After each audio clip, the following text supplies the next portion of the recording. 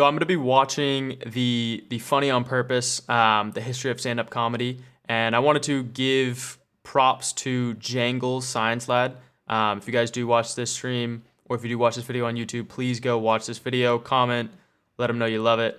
I'm going to sign in later, and then I'll get onto it. But this was inspired by a stream that I just did where I talked about Drewski and Trevor Wallace and how they took a different route to stand up that was the normal route in the 80s, 90s, and early 2000s, where it was start at a club, go to get a special from a network, and then movie deals, show deals. From there, you get on a podcast, you get on a talk show, you get far more opportunity. And how Drewski and Trevor Wallace kind of flipped that on its head and started with their own skits and then grew their audience from there.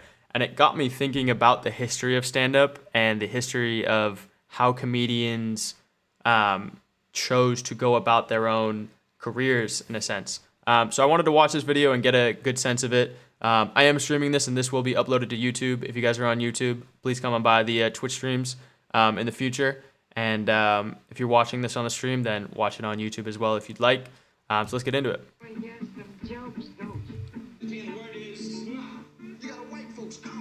Somebody was awfully interested in these words. Think about that for 2 minutes and tell me you don't want to walk into the ocean. I think there's something pretty incredible about stand-up comedy. Browsing Netflix, you'll find movies with multi-million-dollar budgets showcasing state-of-the-art special effects, providing the greatest spectacles that any human has ever witnessed on a screen for entertainment. You'll find television shows with dozens of locations to support large casts of characters as they thread multiple plot lines through episode after episode. You'll find animations that an entire team of overworked and underpaid artists painstakingly rendered from scratch as they produce fantastical worlds that no camera could ever hope to capture. And among all of them, not just competing but thriving, is a genre that consists nearly entirely of a person standing alone on a relatively barren stage and just talking. One person and the connection they build with an audience towards a singular goal, with quite possibly the purest distillation of rules of any art form to get there. Make them laugh. According to Dr. John Limon, professor of English at Williams College, stand-up as an ideal genre has 3 rules all centered around the second-person plural of you, meaning the audience. 1. If you think something is funny, it is. 2. A joke is funny if and only if you laugh at it. 3. Your laughter is the single end of stand-up. That's it. I love that definition. I absolutely adore that definition. Stand on a stage with a microphone and make the audience laugh. So what does stand-up offer that those big-budget alternatives don't? In the spirit of George Carlin, all the bullshit is stripped away, and you're left with a person addressing an audience as themselves in first person. The theatrics, the skits, and even the responsibilities we may feel to uphold the myths of our... If you guys recognize this scene, you know how big this is. Bernie Mac, you know the line. Pretense is not welcomed in stand-up, even as we all agree that it's just a show. Stand-up can make the horrifying funny, can make us question our core assumptions, and can even let us spot the truth in lies. This is a video series about the power that stand-up comedy holds, the abuse it can perpetuate, and the good that it can do instead. But more than anything, this is a love letter to my favorite art form.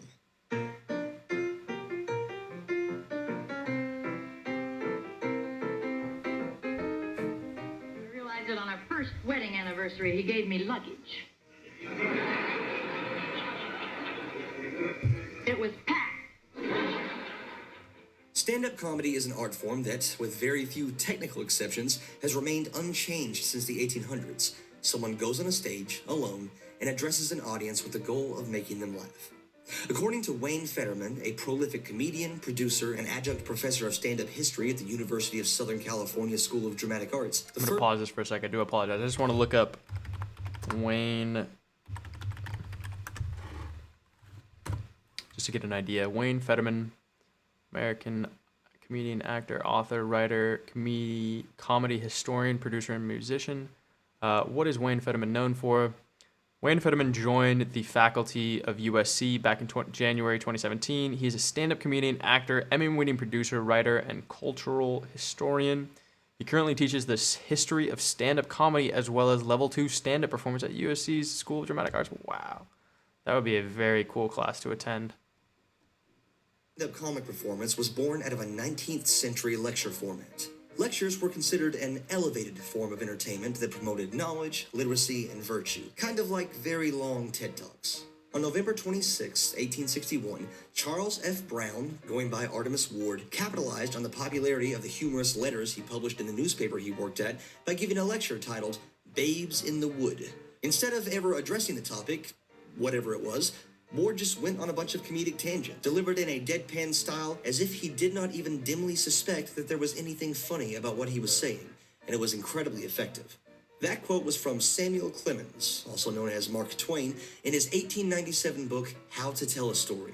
After seeing Artemus Ward perform, Clemens was also inspired to give this humorous style of lecture a try. Thanks to the existing popularity of his acclaimed books and newspaper articles, his lecture circuit would rival even the most popular stand-up tours today, and this was before the existence of air travel.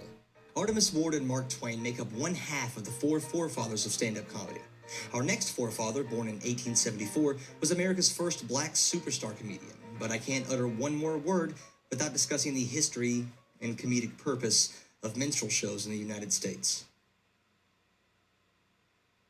Minstrel shows began in the late 1820s when owning slaves was still legal in half of the United States and were built around a core of white actors donning blackface to dehumanize, demean, and otherwise humiliate African Americans in order to charm and delight a white audience. In sharp contrast to the more classical tastes of the upper classes, minstrel shows appealed to the lower class and working class immigrants, in no small part because they served up an even lower caste of people to mock and belittle. At its height in the mid-1800s, it was insanely popular, and its audience grew from poor workers... That's ironic, because I'd imagine most comedy would be, even in the latter days, I thought it was always punching up. Of New York City to Queen Victoria of England, who reportedly had a grand time watching a traveling minstrel show from the USA. Blackface minstrelsy was possibly the first theatrical form that was distinctly American, and its popularity sowed the influence for future uniquely American art forms like jazz. Well, I'd imagine the only people that were able to pay for these shows were probably the more wealthy, and they probably wouldn't pay for a show where they got made fun of, so I can understand where this came about. Minorities and stand-up comedy. This is still a video about stand-up history, so I will not be doing the topic justice. For that, I'd heavily recommend this video by Khadija Mbo about the history and contemporary digital versions of blackface in media. As the structure of I'm minstrel going to pause show- on that just in case. That's probably worth a watch. in contemporary digital versions of blackface in media. As the structure of minstrel shows became more formalized, they began to feature comedic stump speeches in the middle of the show, consisting of a straight-ahead, first-person presentation of material to the audience, often centered around politics. Additionally, minstrel shows featured two endmen, comics who utilized a set-up punchline structure of insults, puns, wordplays, and jokes that helped blaze the path for modern-day joke construction, as well as the concept of the straight man in a duo performance, who acted as the foil to a comedic, bumbling caricature. I'm sure I don't need to tell you what the bumbling caricature in minstrel shows looked like. One of these endmen, however, was our aforementioned Burt Williams. You can, he mentioned this earlier, you can definitely see how comedy was used as a median for abuse in these cases. Bahamas, Williams joined Martin and Selig's Mastodon Minstrels in 1893 after graduating high school while he was still a teenager. You might ask, why would a black man voluntarily don blackface to join a performing troupe designed around mocking black people? And for that, here's a clip. They had limited options. They were expected to. Why? Because it made the audiences comfortable. You can be fascinated, you can be excited, but you can always feel superior. But hey, he made the most of it. While he was part of Martin and Selig, he met his future partner, fellow African-American George Walker, and they teamed up to leave the minstrel show to start a successful 16-year comedy force and reached unprecedented heights for a black duo of comedy entertainers.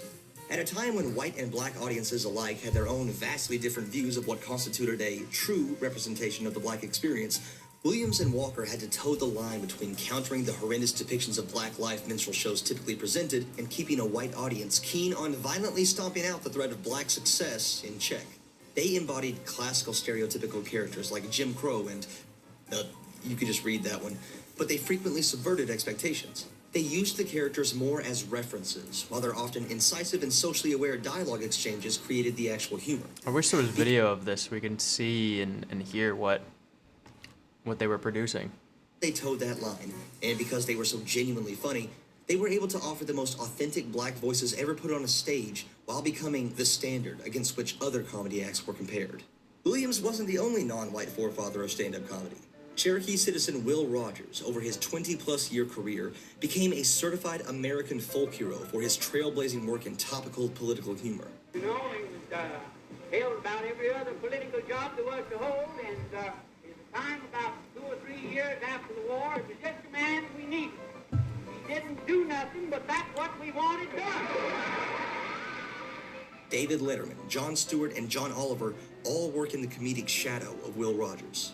Starting as a cowboy lasso expert for a Wild West show in what is today's South Africa, of all places, Rogers developed a mastery of showmanship that included knowing how to turn onstage miscues. Now I wonder, and I need to look this up because this is really poor of me to still not know this. I wonder if who is the TikTok?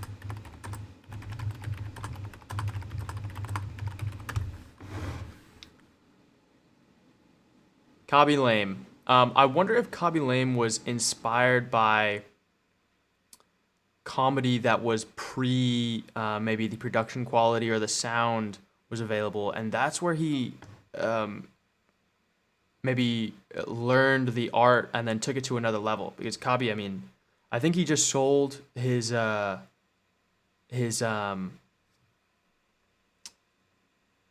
rights to some company that's going to use his caricature, and I think he sold it for quite a large sum of money. But I'm very curious if he was ever inspired by older style comedy that was pre-sound. Hilarious self-deprecating throwaways. He eventually moved back to the States with an act that started phasing out rope tricks in favor of more comedy philosophy until he was a comedy legend. He became so beloved and popular that on May 30th, 1916, he became the first comedian to deliver jokes about the president, Woodrow Wilson at the time, to the president, who came to one of his shows. Look at those teeth. Do you think those are wood? If you had to guess. Baltimore. It was also around this time that a new industry started to emerge that modernized and corporatized American show business: vaudeville. These were family-friendly variety shows that showcased singers, dancers, musicians, contortionists, trapeze artists. They really did earn the title of variety show. Among these acts, Let me, I'm gonna read that. Let me pause.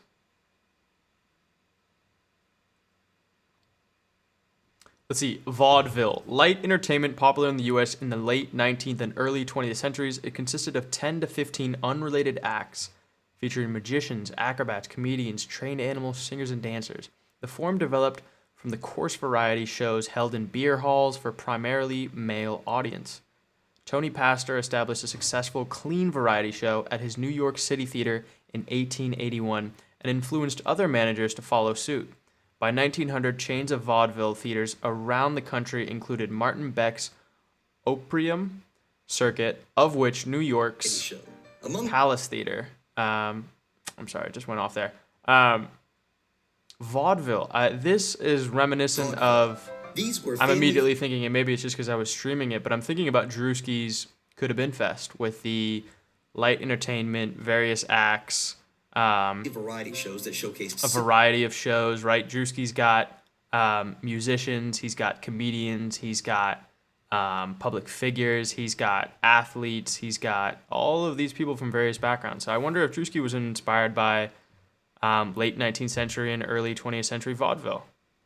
dancers, musicians, contortionists, trapeze artists. They really did earn the title of variety show. Among these acts was the comedy monologuist, an early incarnation of the stand-up comic, whose services were in demand because they not only required almost nothing in terms of stage equipment, but actually gave stagehands time to transition in between acts. Vaudeville was standardized to the point where there were even major and minor leagues, and headliners in big-time vaudeville could pocket $2,500 a week at a time when the average American worker was taking home $3,300 per year. Despite growing out of the skeezy, booze-soaked variety shows of the mid to late 1800s, vaudeville found its brand and massive success by making it 2,500 for the time period is probably one of the higher earners of the period. squeaky clean. We're talking Sunday school levels of speech codes. No profanity, no innuendos, and no politics.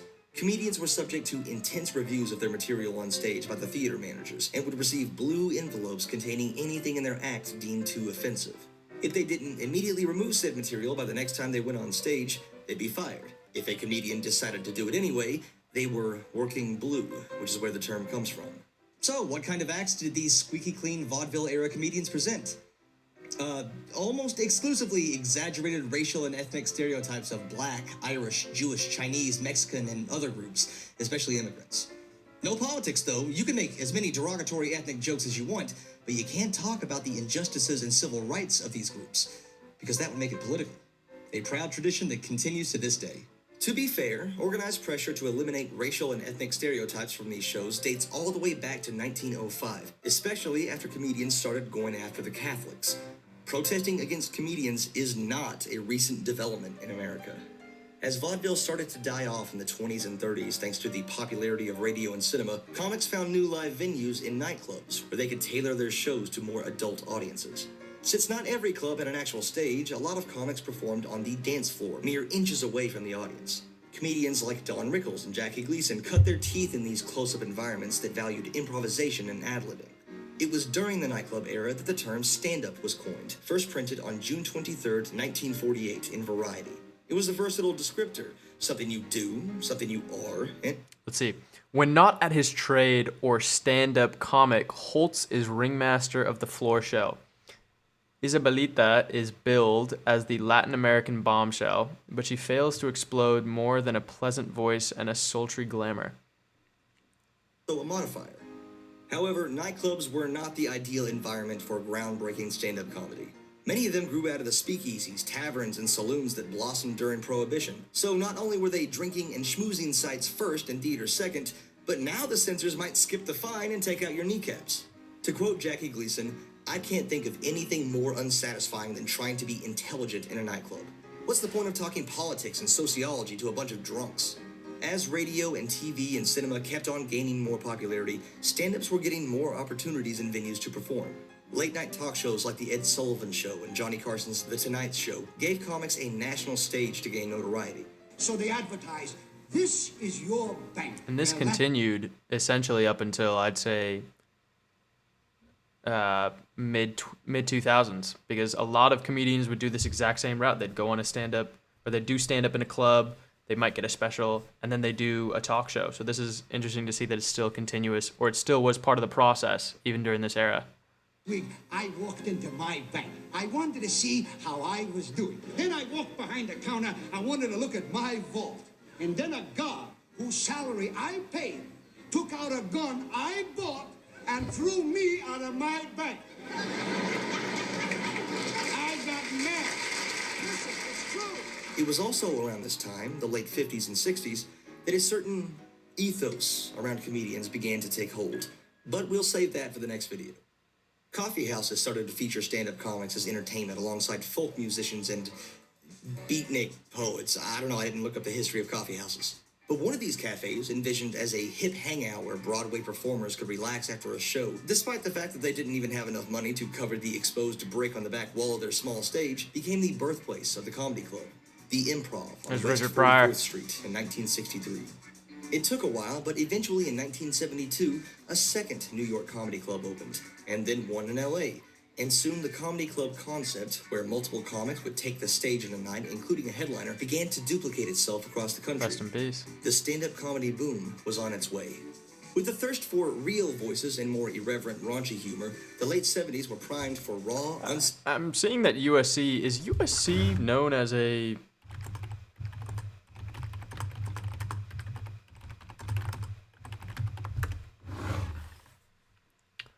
While the University of Southern California is not broadly branded as the school for comedy specifically, its top-ranked USC School of Cinematic Arts and School of Dramatic Arts produce many successful comedy writers, actors, and directors due to their prime location in Los Angeles and strong entertainment industry connections. All right, that makes sense then.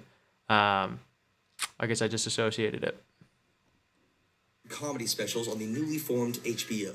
Although not the first comedian to appear on the network, George Carlin's 1977 special On Location at USC cemented both the network's reputation for quality and uncensored stand-up comedy and a new age of relevance for the medium. Carlin closed his set that night with an updated version of his famous routine, the 7 words you can never say on television. Shit, piss, fucking cocksucker, motherfucker, tits, fart, turd, twat. Turd. It takes a very confident and special comedian to be able to sit down and deliver. Turd on TV, but who wants to? I don't care if I ever hear that one again. Just a few years before, a radio station aired a version of this routine at 2 p.m. in the afternoon that led to a complaint and eventual Supreme Court decision. Now here was Carlin, on television, saying the words you can never say on television. Outside of TV, comedy clubs continue to pop up like weeds. Stand-up comedy as a form of entertainment has a pretty low bar for entry, both for the performer and the venue seeking to host. Comedy rooms only really needed 4 things: a liquor license, access to talent, a working microphone system, and tables and chairs.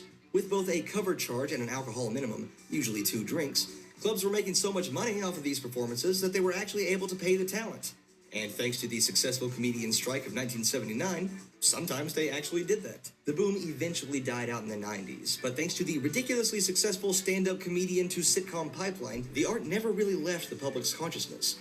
Seriously, look at this incomplete list of sitcoms starring 90s stand-up comedians. Margaret Cho's All-American Girl, Andrew Dice Clay's Bless This House, Boston Dave Chappelle's, Sam Kinnison's, Charlie Geraldo's, Sue Costello's, Richard Lewis and Don Rickles' Daddy Dearest, Maya Watsuki's Dave Show, The Ellen Show, Chris Rock's Everybody Hates Romano and Brad Garrett's Everybody Loves Raymond, Brett Butler's Grace Under Fire, Mark Curry's Hangin' with Mr. Lewis and Kevin Nielsen's, Tim Allen's Home Improvement, D.L. Hughley's The Jamie Foxx Show, Jeff Foxworthy Ralph Harris's On Our Own, James's The King of Queens, John Mendoza's Eddie Griffin's, Malcolm and Lawrence's, Kevin Pollak's, Norm Macdonald and Artie Lang's The Norm Show, Just Paul Reiser's Mad About You, Richard Jennings' Platypus, The Sinbad Show, Steve Harvey Hodges, Marlon and Sean Wayans at the Wayans Brothers. Although market oversaturation and simple greed from club owners played a large part in the decline of stand-up in the 90s, TV really did almost kill the stand-up star.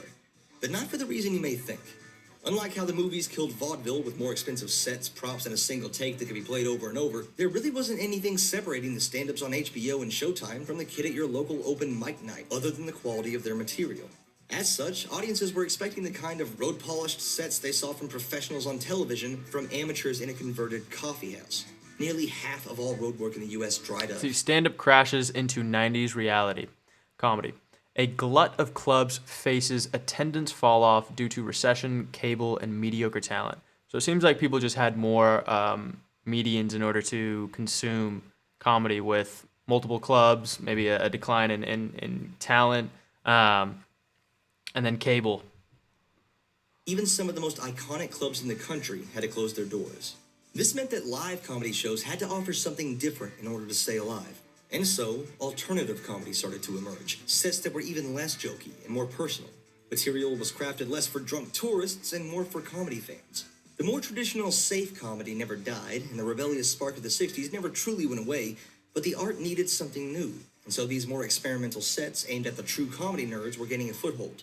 Okay, so, I smell bad, as a rule. I have about 2 good minutes a day out of the shower. I have about 2 good minutes. If you catch me, we're good to go. But after that, and I think it's because I hate myself so much that the odor comes from the inside and just goes out. And it's like, kind of like hummus meets vinyl. It just pours off of me. And it's just the stench of utter defeat and unrealized goals. Solid. And with that, let me bring on your first act. How's that? Hackneyed sets were sniffed out and shunned, and the traditional gatekeepers of the art form often had little say in what went on. Comics could be weirder than ever, and now there wasn't a cop in the audience waiting to see if the wrong line was crossed. Shows like Uncabaret not only encouraged, but demanded fresh material by forbidding even big-name comics like Patton Oswalt and Margaret Cho from using material from their act. The alt scene started small, but it had a large influence on the modern tapestry of stand-up comedy. This is very reminiscent of today's day and age. If you've been to comedy clubs nowadays, this is a lot of how it is. Big-name comics like Patton Oswalt and Margaret Cho from using material from their act. The alt scene started small, but it had a large influence on the modern tapestry of stand-up comedy. Black stand-up comedy especially was experiencing a renaissance, including the massively influential black-owned and operated club All Jokes Aside in Chicago and Def Comedy Jam, a hip-hop-infused stand-up show on HBO. On the other end of the mainstream spectrum, the old-school bankable titans of the industry were getting more attention than ever. The four-comic Super Show was being established as a template and would lead to cultural juggernauts like the Blue Collar Comedy Tour and the original Kings of Comedy, with its plethora of spin-offs. Oh yeah, and around the late 90s and early aughts, the internet was becoming a thing. That turned out to be a big deal. The internet made the stand-up circuit more democratic than ever and gave performers direct and immediate access to their fans. By 2010, a new stand-up boom was ushered in, bolstered by YouTube clips and podcasts and Netflix specials. Comedy has never been more popular, and there's absolutely nothing that will put a stop to the greatest, simplest art form to ever. State by state, residents now being ordered to stay indoors. Non-essential businesses told to close. Fuck. Yeah, the biggest draw of stand-up comedy, the intimacy and immediacy and physicality that allows a single person to engage with an audience without the use of any additional theatrics, is also its biggest flaw. The audience doesn't just determine whether or not something is funny. They decide what is and is not a joke. Without them, you simply don't have a stand-up show. And it's not just the connection between comedian and audience that's lost. Laughter is largely a social response, and much like the virus in question, spreads much better when it spews from the mouths of lots of people in close proximity. With live indoor stand-up put on hold... Comedy is one of the few arts where the audience purely determines what it is. With art, if you make a painting, it's subjective, can be this, that, the third. With comedy, if you say a joke and they don't laugh, it's not a joke. ...had to adapt. Some opted for outdoor shows, like Dave Chappelle's mini festival near his home in Ohio. This is weird. That's pretty cool Dave did this. And less than ideal. I think that doing a small show like this just goes to show how much Dave truly loves the art, because this isn't going to further his career. He's not making any money off this. This isn't going to do anything for him in terms of that. But it just goes to show how much Dave loves the art, that even during COVID times, he still needed to get his fix. Chances to do a show. The only way to figure out if the shit will actually work is to do the goddamn show. So thank you all for coming. But even an outdoor show can get crowded enough to pose risks. The last 6 shows were canceled due to a possible COVID exposure in their inner circle. Drive-in comedy in parking lots was another creative option, with the comics' audio broadcast over FM radio and audience reactions delivered via flashing headlights and car horns. But by far the most common and safest venue for live stand-up during the pandemic was online, via one of a dozen different streaming platforms. This option was by no means introduced during the pandemic. An entire generation of young stand-ups had lived their lives with one foot in the internet. And so for some, it seemed like the next logical step, even without a virus forcing their hand. Streaming live stand-up has its challenges, though. Audience reactions are limited to scrolling lines of emotes or LOLs that show up several seconds after the punchline, all but ruining the tight timing a comic relies on for feedback, in addition to performing in silence. Some tried workarounds, like unmuting a select few enthusiastic audience members in a Zoom call, but that hardly begins to approximate a room full of laughter. On the plus side, if you're bombing, it sounds the same as a good set, so at least there's that. And there are plenty of upsides to streaming stand-up, too. You can perform for people across the globe from your bedroom. You can get tips in real time without interrupting your set or bothering the audience. And you don't have to live in or near a city with a comedy club to do a set. You don't need an in with a club manager or industry experience or an established history of road work. This opens up the gates to anybody and everybody. There is no bars or prerequisites that are required, which is what I truly am grateful for in this era of comedy, is it can just be point and go. I know he didn't touch on it because he didn't touch on specific examples besides the Dave Chappelle one, but I do want to give some light and some flowers too during this time of COVID. Andrew Schultz put out some pretty incredibly funny, quick, witty, not necessarily specials, but just news segments during COVID, and I wanted to give him some flowers on that because that was, for me, that was the funniest piece of content that was produced during that time of COVID. Some good material in a phone. Whether this is the next evolution in stand-up comedy or a separate entry into the pantheon of internet comedy remains to be seen. Okay, so even if there are peaks and valleys and more valleys, stand-up is firmly cemented as an art form that can endure and adapt through the ages. From its roots in lectures, to vaudeville acts, to Working Blue on television, to TikTok, stand-up shows that we have not evolved past the charm and simplicity of someone on a stage telling a good joke. So what separates it from other forms of comedy? And why don't we see other genres, action, drama, what have you, seeing the same success in the one-person-on-a-stage format? Find out in the next video. Authenticity and intimacy in stand-up, or whatever I decide to call it.